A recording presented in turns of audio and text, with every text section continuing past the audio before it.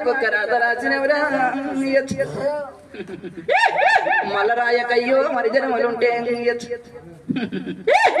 ఏడిళ్ళ ఏది నేనైతే తండ్రి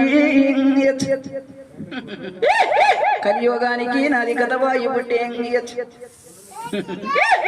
ఒకడ కరమయ్యా 10,000 నీకు అలనాడు నేను ఎండి బంగారం కోరలేదు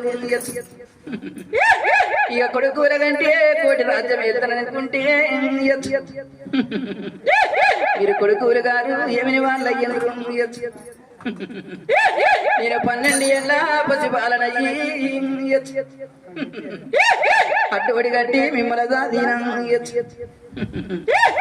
ఓ కన్న తండ్రి నువ్వన్నమాట